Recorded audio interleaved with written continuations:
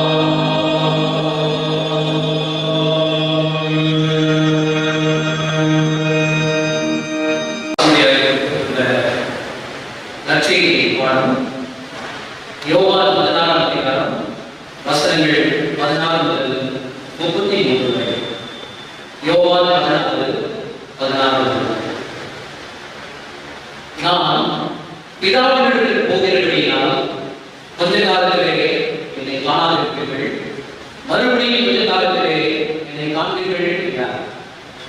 அப்பொழுது சீஷரில் சிலர், நான் பிதாவினிடத்தில் போகிறபடியினால் கொஞ்ச காலத்திலே என்னை காணாதிருப்பீர்கள் என்றும் மறுபடியும் கொஞ்ச காலத்திலே என்னை காண்பீர்கள் என்றும் அவர் நம்முடைய சொல்கிறதை கருத்தல்ல என்று தங்களுடைய பேசிக் கொண்டது பற்றி கொஞ்ச காலம் என்கிறாரே, அவர் சொல்கிறது இடங்களிடையே என்றார்கள். அதை குறித்து நம்மிடத்தில் கேட்கும்படி அவர்கள் விரும்புகிறதை பேசுகிறார்கள். அவர்களை நோக்கி, கொஞ்ச காலத்திலே என்னை காணாதீர்கள், மறுபடியும் கொஞ்ச காலத்திலே என்னை காண்பீர்கள் என்று நான் சொன்னதை குறித்து நீங்கள் உங்களுக்குள்ளே விசாரிக்கிறீர்களோ? மெய்யாகவே மெய்யாகவே நான் உங்களுக்கு சொல்கிறேன், நீங்கள் அழுது புலம்புகிறீர்கள், உலகமோ சந்தோஷம்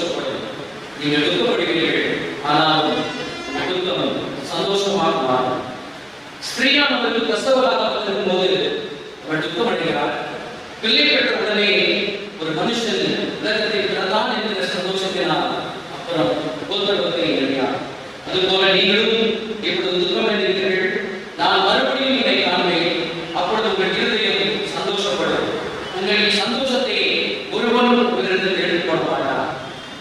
அந்த நாளிலே நீங்கள் எடுத்து ஒன்றும் கேட்க மாட்டீர்கள். மெய்யாகவே மெய்யாகவே நான் உங்களுக்கு சொல்கிறேன், நீங்கள் என் நாமத்தினாலே பிதாவிடத்தில் கேட்டுக்கொள்வது எதுவோ அதை அவர் உங்களுக்கு தருவார். இதுவரை நீங்கள் என் நாமத்தினாலே ஒன்றும் கேட்கவில்லை, கேளுங்கள், அப்பொழுது உங்கள் சந்தோஷம் நிறைவாக இருக்கும்படி கேட்டுக் கொள்வீர்கள். இவைகளை நான் உண்மைகளாக உடனே பேசுகிறேன், காலம் அப்பொழுது நான் உண்மைகளாக உடைய பேசாமல் பிதாவை குறித்து வெளிப்படையாக உங்களுக்கு அறிவிப்பேன். அந்த நாளில் நீங்கள் என் நாமத்தினாலே கேட்டுக்கொள்வீர்கள். உங்களுக்காக பிதாவை நான் கேட்டுக்கொள்வேன் என்று உங்களுக்கு சொல்ல வேண்டியதில்லை. நீங்கள் இதை செய்து நான் தேவனிடத்திலிருந்து புறப்பட்டு வந்தேன் என்று விசுவாசப்படுத்தினால் பிதாவே உங்களை சிநேகிக்கிறார். நான் பிதாவிடத்திலிருந்து புறப்பட்டு உலகத்தில் வந்தேன், மறுபடியும் உலகத்தை விட்டு பிதாவிடத்தில் போகிறேன் என்றார். அவருடைய சீஷர்கள் அவரை நோக்கி, இதோ இப்பொழுது ஊமையாய் பேசாமல் வெளிப்படையாய் பேசுகிறேன், நீ எல்லாவற்றையும் அறிந்திருக்கிறீர்கள் என்றும் ஒருவன் ஒரு உண்மை நிலவ வேண்டுவதை என்றும் இப்பொழுது அறிந்திருக்கிறோம். இதனாலே நீ தேவனிடத்தில் வந்தீர் என்று விசுவாசிக்கிறோம் என்றார்கள். இயேசு அவர்களுக்கு பிரதித்திரமாக, இப்பொழுது நீங்கள் விசுவாசிக்கிறீர்கள். இதோ நீங்கள் சிலருக்கு அவனவன் தன் இடத்திற்கு போய் என்னை தனியே விட்டுவிட்டு காலம் வரும், அது இப்பொழுது வந்திருக்கிறது. ஆனாலும் நான் மன்னிக்கிறேன், பிதா என்னுடனே கூட இருக்கிறார். என்னிடத்தில் உங்களுக்கு சமாதானம் உண்டாயிருக்கும் பொருட்டு இவரை உங்களுக்கு சொன்னேன். உலகத்திலே உங்களுக்கு உத்தரவு உண்டு, ஆனாலும் திடன் கொள்ளுங்கள், நான் உலகத்தை ஜெயித்தேன் என்றார். பாட முடிந்தது. தேவனே வேண்டாவதாக. ஆமென்.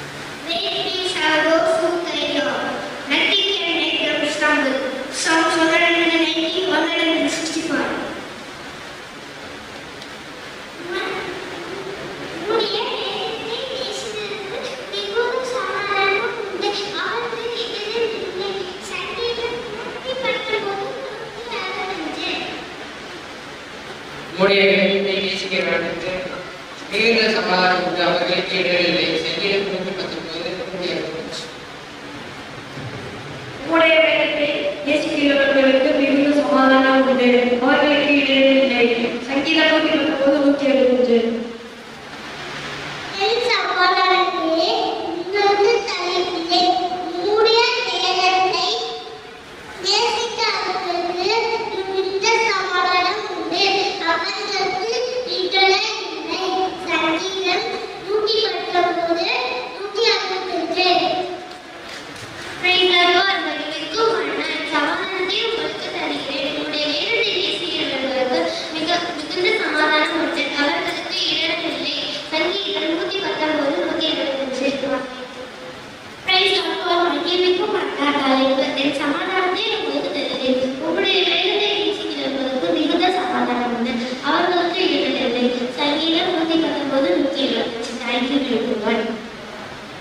மகிழ்விக்கும் தலைப்பை என் சமாதானத்தை உங்களுக்கு தருகிறேன். உம்முடைய வேதத்தை நேசிக்கிறவர்களுக்கு மிகுந்த சமாதானம் உண்டு, அவர்களுக்கு இடரவில்லை. சங்கீதம் 119 125.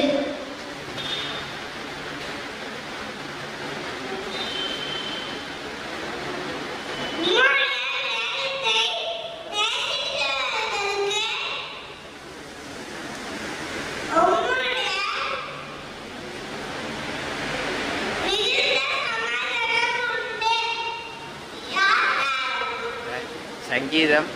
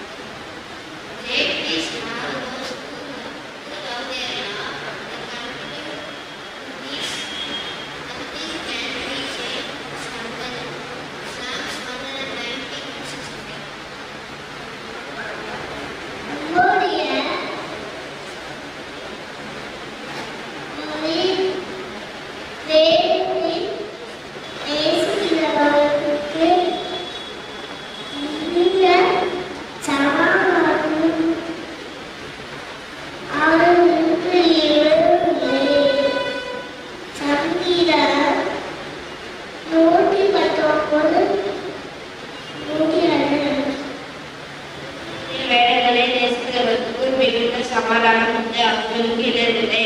சங்கீதம் 119 167.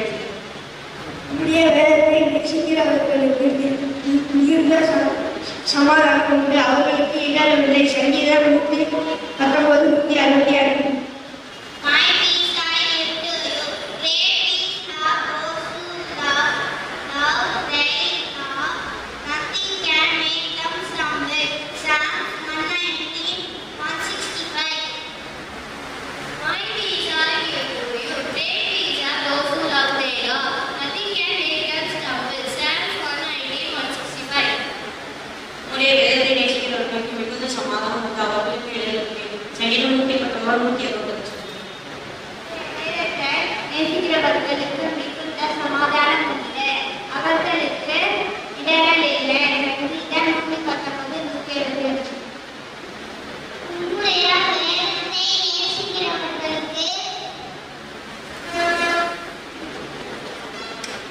மிகுந்த சமாதானம் உண்டு, அவர்களுக்கு இடரில்லை. சங்கீதம் 119 165. உம்முடைய வேதத்தை நேசிக்கிறவர்கள் மிகுந்த சமாதானம் உண்டு, மிகுந்த சந்தோஷம் உண்டு, அவர்களுக்கு இடரில்லை. சங்கீதம் 119 164. உம்முடைய வேதத்தை நேசிக்கிறவர்களுக்கு மிகுந்த சமாதானம் உண்டு, அவர்களுக்கு இடரில்லை. சங்கீதம் 119 162. உம்முடைய வேதத்தை நேசிக்கிறவர்களுக்கு மிகுந்த சமாதானம் உண்டு, அவர்களுக்கு இடரில்லை. சங்கீதம் 119 165. உம்முடைய வேதத்தை நேசிக்கிறவர்களுக்கு மிகுந்த சமாதானம் உண்டு, அவர்களுக்கு இடரில்லை. சங்கீதம் 119 உம்முடைய வேதத்தை நேசிக்கிறவர்களுக்கு மிகுந்த சமாதானம் உண்டு, அவர்களுக்கு இடரில்லை. சங்கீதம் 119 165. உம்முடைய வேதத்தை நேசிக்கிறவர்களுக்கு மிகுந்த சமாதானம் உண்டு, அவர்களுக்கு இடரில்லை. சங்கீதம் 119 165. உம்முடைய வேதத்தை நேசிக்கிறவர்களுக்கு மிகுந்த சமாதானம் உண்டு, அவர்களுக்கு இடரில்லை. சங்கீதம் 119 165. என் சமாதானத்தை உங்களுக்கு தருகிறேன். உம்முடைய வேதத்தை நேசிக்கிறவர்களுக்கு மிகுந்த சமாதானம் உண்டு, அவர்களுக்கு இடரலில்லை. சங்கீதம் 119 165. Great peace have those who love thy law. Nothing can make them stumble. Psalm 119 165.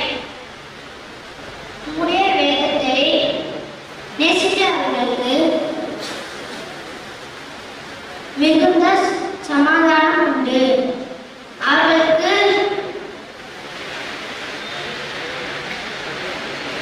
இடரலில்லை. சங்கீதம் 119 160. Great peace who love thy law. Nothing can make them stumble.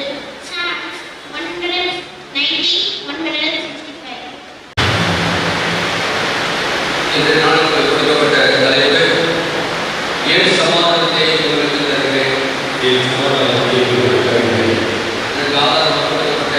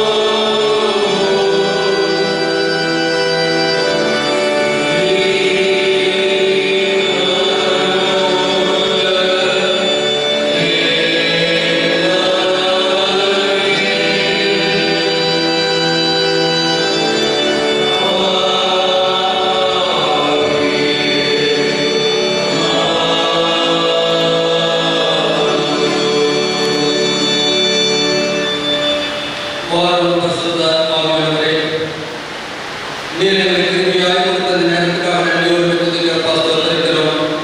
இப்பொழுது உம்முடைய மெல்லிய சத்தத்தை கேட்க நாங்கள் இந்த சமயத்திலே அவளோடு காத்திருக்கின்றோம். அடியனை மறைத்து ஆவியானவராமே வெளிப்பட வேண்டுமா ஜெபிக்கிறோம்ப்பா. அந்த சீசர்களை அனுப்புகின்ற பொழுது பேசுகிறவர்கள் நீங்கள் அல்ல, பிதாவின் ஆவியானவரே உங்கள் மூலமாய் பேசுவார் சொல்லி அனுப்பின தேவன் தாமே. இப்பொழுது உடைய வார்த்தையை அடியுடைய வாயில வைத்து அதை கேட்கக்கூடியவர்களாய் எங்கள் ஒவ்வொருவரையும் மாற்ற வேண்டுமா ஜெபிக்கிறோம். உடைய வார்த்தையை நாங்கள் அவளோடு காத்திருக்கிறோம்ப்பா. நீர் தாரும் ஆண்டவரே, எங்களை உயிர்ப்பியும் ஆண்டவரே. இந்த நாளில் கர்த்தாவே கேட்ட சத்தியத்தை நாங்கள் கர்த்தாவே உம்மிடத்திலிருந்து பெற்றுக்கொண்டோம் என்று நாம் விசுவாசிக்கத்தக்கதாய் உடைய வார்த்தை வெளிப்பட வேண்டுமா ஜெபிக்கிறோம். மனுஷன் அப்பத்தினால் மாத்திரமல்ல, தேவனுடைய வாயிலிருந்து புறப்படுகிற ஒவ்வொரு வார்த்தையினாலும் பிழைப்பான் என்ற வார்த்தையின்படி நாங்கள் உமக்கென்று பிழைக்கும்படி உடைய வார்த்தையை தாரும். உடைய வார்த்தையே சத்தியம் சுவாமி. ஆமென். நம்முடைய பிதாவாகிய தேவனுக்கும் ஆண்டவராகிய இருக்கிற இயேசு கிறிஸ்துவுக்கும் நம் அனைவருக்கும் கிருபையும் சமாதானமும் உண்டாவதாக. நம்ம மகிழ்ச்சியான நாளிலே தேவ சமூகத்தில் இருந்த கர்த்தருடைய வார்த்தையை கேட்க அவரோடு காத்திருக்கிற யாவரையும் ஆண்டவர் மீட்பர் இரட்சகருமாகிய இயேசு கிறிஸ்துவின் இனிதான நாமத்தினாலே வாழ்த்துதலையும் வணக்கத்தையும் தெரிவித்துக் கொள்கின்றோம். அன்புக்குரியவர்களே, இந்த ஓய்வு நாளும் பெந்தேகோஸ்தே திருநாளுக்கு பின்வரும் 17வது ஞாயிறு. இந்த நாளில் திருச்சபை நமக்கு கொடுத்திருக்கின்ற மையப்பொருள், என் சமாதானத்தையே உங்களுக்கு தருகிறேன், என் சமாதானத்தையே உங்களுக்கு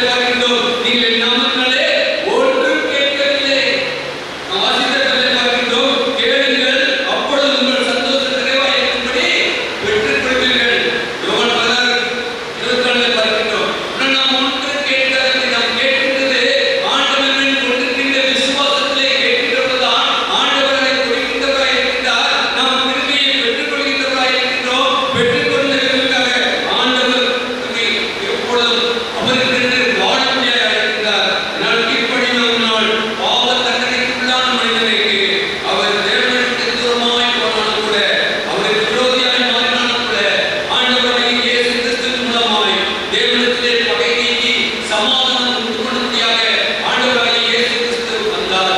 இருதரத்தாரையும் ஒன்றாக்கும்படியாய் அவர் உலகத்திலே வந்தார்.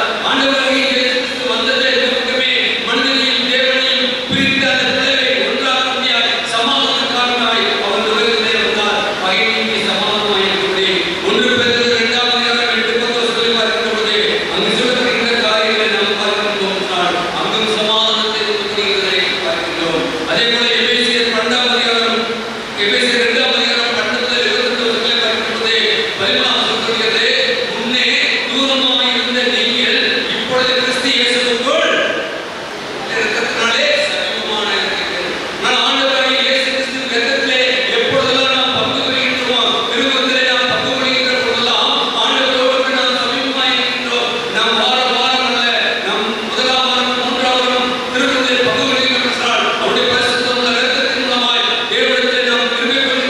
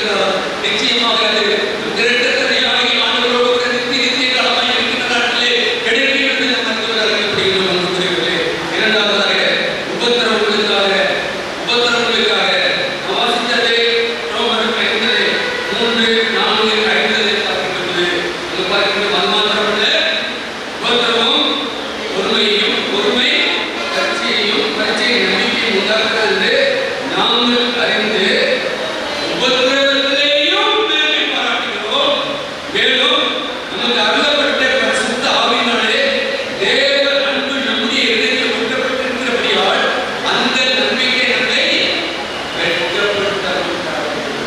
வெட்கப்படுத்தாதே. நீங்கள் நான் வெட்கப்பட்டு தலைவலித்து இந்த உலகத்திலே வாழ அழைக்கப்பட்ட மக்கள் அல்ல. நமக்கு உபத்திரவங்கள் உண்டு. நாம் வாசித்த செய்தி பகுதியில் சொல்லியிருக்கிறது, உங்களுக்கு உலகத்திலே உபத்திரவங்கள் உண்டு, ஆனாலும் திடப்படுங்கள், நான் உலகத்தை ஜெயித்தேன். அப்படின்னா நீங்கள் நான் உலகத்திலே வரக்கூடிய எந்த உபத்திரவனாலும் ஜெயிக்கக்கூடிய வல்லமையை கர்த்தர் உங்களுக்கு கொடுத்து கொடுத்திருக்கிறார். அப்படின்னு நாம் பெற்றிருக்கின்றோம் என்று சொன்னால் இன்றைக்கு பார்க்கின்ற பொழுது பவுல் ஒரு குற்றவாளியாக காவலிலே நீண்ட காலம் இருக்கின்றார். அதை பலர் இழிவாக பேசுகிறார்கள். அப்பொழுது நமக்கு ஆண்டவர் அனுபவித்த பாடுகளை நாம் எண்ணும்போது நமது பாடுகளை எண்ணி பார்க்க வேண்டும். இப்பொழுது ஆண்டவரை நோக்கி பார்க்கின்ற பொழுதுதான் நமக்கு வரக்கூடிய பாடு ஒன்றும் அல்ல.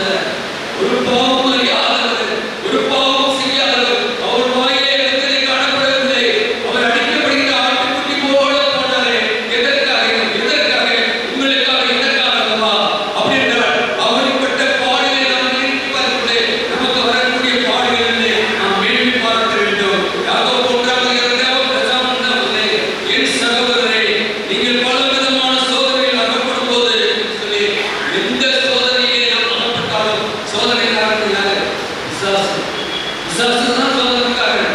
எப்பொழுது யாரை எதிர்க்கலாமான்னு சொல்லி வகையிலேயே சிந்தித்திருக்கின்றான். ஏன்னா நம்முடைய விசுவாசத்தை நாம் கொஞ்சம் குறைவுபடுத்தினால் அந்த இடத்தை முழுசா அவர் எதிர்க்க நான் கொண்டிருக்கின்ற விசுவாசத்திலே என் சகோதரன் நீங்கள் பல விதமான சோதனையில் அகப்படும் போது அதே யாக்கோபு 1:12 சொல்லும் போது சோதனை செய்கிறவர்கள் பாக்கியவான்கள் திட்டமிட்டு விளைகிற பின்பு கர்த்தர் தம்மிடத்தில் அன்பு கூறுவதற்கு வாக்குத்தத்தம் என்ன? ஜீவ கிரீடத்தை பெறும். ஹல்லேலூயா, ஹல்லேலூயா. இதுதான் ஆண்டவர் நமக்கு வைத்திருக்கிறார். இந்த உலகத்தில் எந்த கிரீடம் கிடைக்கல, எந்த கிரீடம் நமக்கு கிடைக்கல, அதல்ல. நாம் ஜீவ கிரீடத்தை பெற வேண்டும். ஜீவ கிரீடத்தை நாம் பெற்றவர்களாய் இந்த உலகத்தில் வாழ வேண்டும். அதுதான் ஆண்டவர் எதிர்பார்க்கிறது. அதற்காகத்தான் ஆண்டவர் நம்மை அவருடைய பிள்ளையாக அழைத்திருக்கின்றார். இதை பார்க்கின்ற பொழுது ஜீவ கிரீடத்தை பெறுவோம் என்று பார்க்கின்றோம். இங்கே பார்க்கின்ற பொழுது மேன்மை பாராட்டுவதற்கு காரணமா நம்ம அறிவிக்கிறது உபத்திரவங்களிலே பொறுமை உண்டாகிறது. உபத்திரவம் வரும்போது பொறுமை இழந்து பிரச்சனை பிரச்சனை அநேகர் போய் ஜெயிலில் பார்த்தோம்னா ஒரு நிமிஷம் நான் பொறுமையாக இருந்தா இன்னைக்கு இருக்க வேண்டியதில்லை.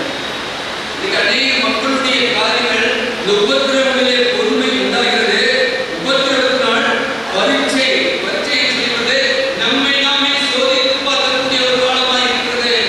உபத்திரவம் என்று சொல்லிவிட்டு நாம் என்ன வாழ்ந்து கொண்டிருக்கிறோம், ஏன் ஆண்டவர் இதை எனக்கு அனுமதித்திருக்கிறார் சொல்லி நம்மை நாமே ஒரு விசை ஆராய்ந்து பார்க்கின்ற ஒரு நாட்களாக இருக்கின்றது.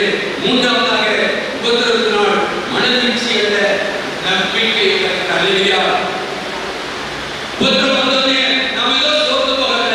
இந்த உபத்திரவத்தின் மத்தியிலும் ஆண்டவர் என்னோடு கூட பயணிக்கின்றார் என்று சொல்லி நாம் விசுவாசத்திலே இருக்கிறது. அந்த நம்பிக்கை தான், அந்த விசுவாசம் தான் நமக்கு இருக்கின்ற ஒரு சமாதானமான ஒரு வாழ்க்கை. அதான் ஆண்டவர் என்னுடைய சமாதானத்தை உலகம் கொடுக்கிற பிரகாரம் அல்ல. உலகத்தில் மக்கள் சமாதானத்தை எதிர்பார்த்துக் கொண்டிருக்கிறீர்கள். ஆனால் அதுவல்ல, நான் என்னுடைய சமாதானத்தை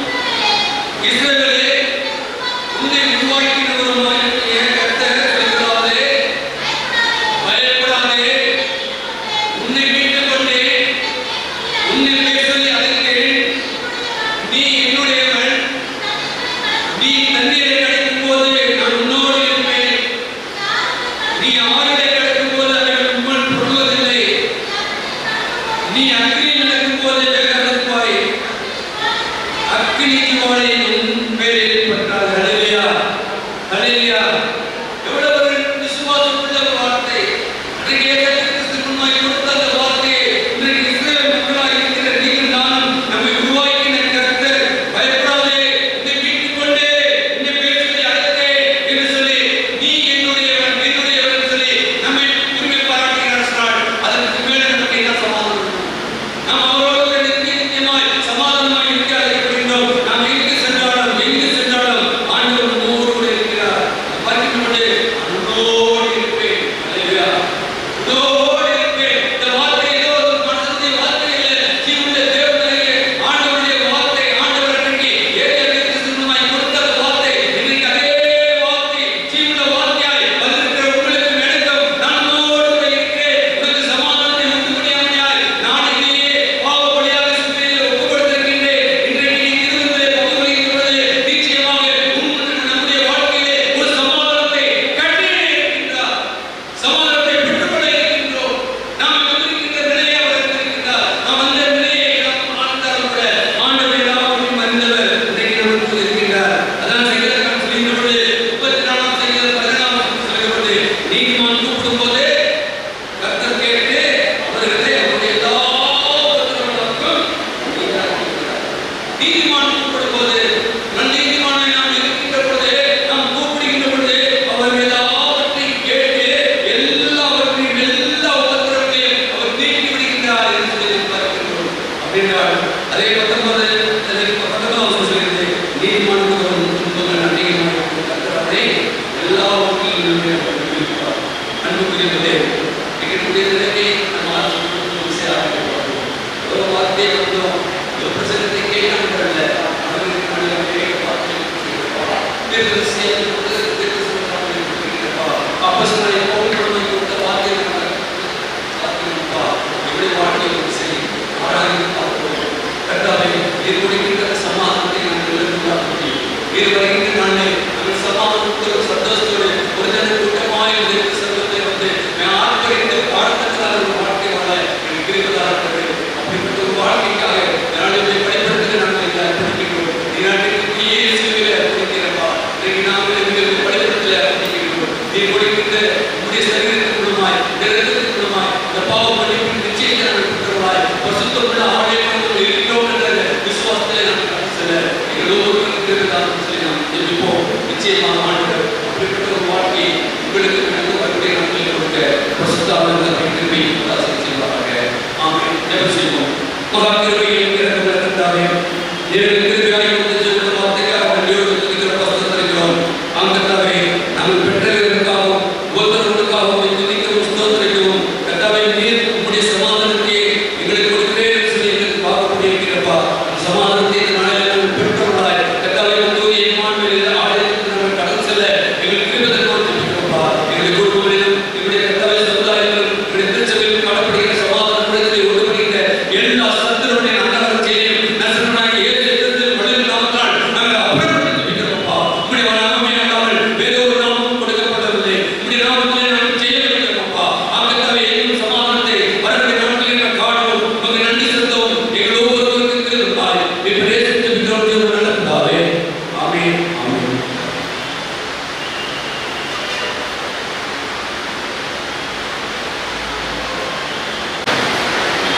எல்லாவற்றையும் மேலான தேவ சமாதானம் உங்களோடு இருந்து நீங்கள் தேவனையும் அவருடைய குமாரனையும் நாதனையும் கிறிஸ்துவையும் பற்றி அறிவிலும் அன்பிலும் நிறுத்தும்படி உங்கள் இதயத்தையும் சிந்தையும் காக்கப்படுவதை பிதா குமாரன் பரிசுத்தாவியானவருடைய சர்வ வல்லமையுள்ள தேவனுடைய ஆசீர்வாதம் உங்களுக்குள்ளே இருந்து எப்பொழுதும் உங்களோட நிலைத்திருக்க கடவுளே.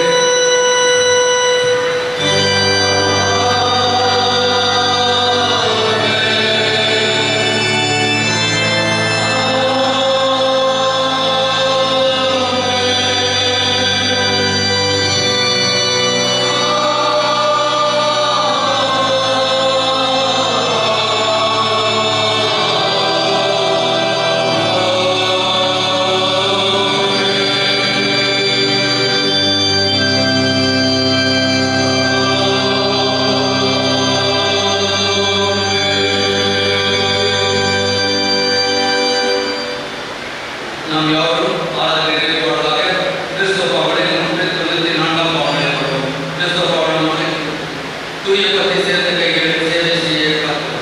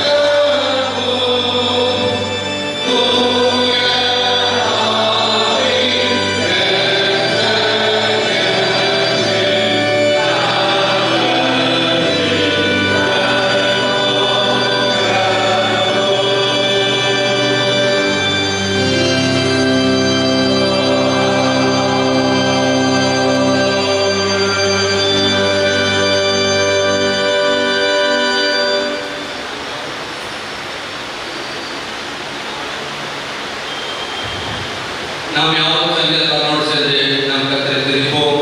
என் ஆத்மாவே கர்த்தரை ஸ்தோத்திரி, என் முழுவதுமே பரிசுத்த நாமத்தை ஸ்தோத்திரி. என் ஆத்மாவே கர்த்தரை ஸ்தோத்திரி, கர்த்தர் செய்த சகல உபகாரங்களும் ஆமென். கர்த்தர் உங்களோடு இருப்பாராக.